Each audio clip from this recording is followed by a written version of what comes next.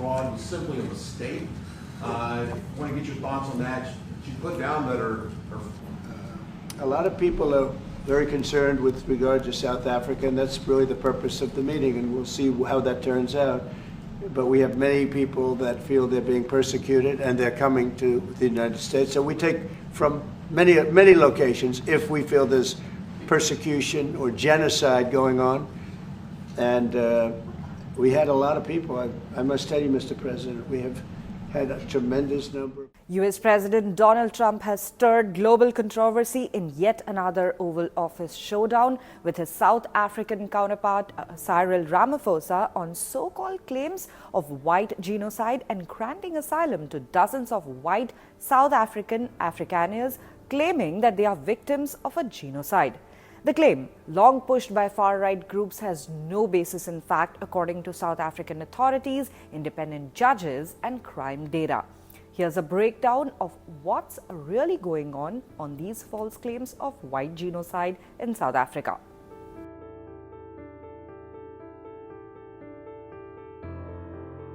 In an unprecedented move, nearly 60 Afrikaners, which are basically white descendants of European settlers in South Africa, were flown to the United States after being granted asylum.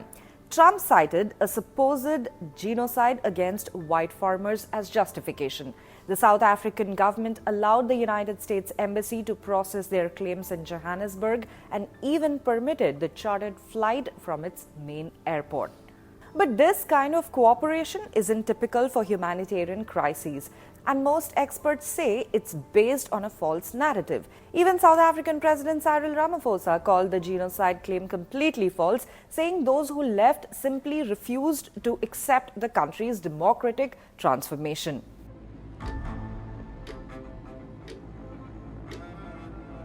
Trump has claimed white farmers are being brutally killed and their land confiscated. While some farmers have been killed, like many others in a country with high crime rates, there's no evidence of organized racial persecution.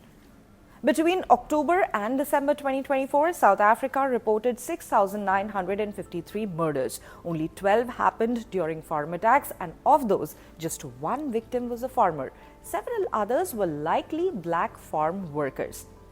A South African judge recently dismissed the idea of white genocide as clearly imagined and not real in a ruling involving a white supremacist group.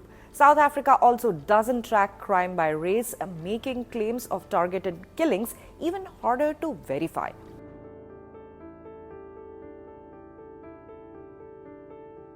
In the dramatic encounter at the White House, Trump confronted President Ramaphosa with videos and photos that he claimed proved white persecution, including one of an opposition politician singing a song that some interpret as inciting violence against whites. The meeting, which also featured South African-born advisor Elon Musk, was more spectacle than diplomacy. Ramaphosa countered that the song was protected under free speech and reminded voters that violent crime affects all racial groups irrespectively.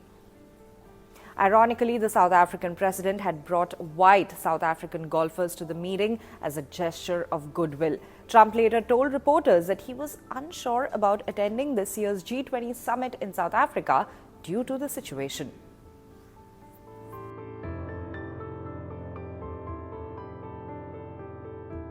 One key figure in all of this is Elon Musk. Musk has joined Trump in criticizing South Africa, claiming his satellite company Starlink was blocked because he's not black. South African law requires 30% ownership by historically disadvantaged groups, including black South Africans, before granting telecom licenses. But regulators revealed Starlink has never even applied for a license in South Africa. The government says its laws aim to redress the legacy of apartheid when black citizens were systematically shut out of the economy.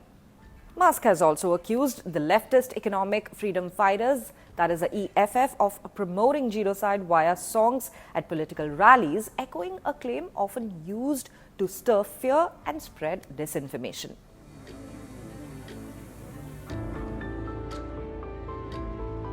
Despite apartheid ending in 1994, South Africa remains racially unequal. White South Africans, who make up just 7.7% of the labor force, still hold over 60% of top management positions. The government has responded with affirmative action laws to boost employment and ownership for black and other non-white South Africans.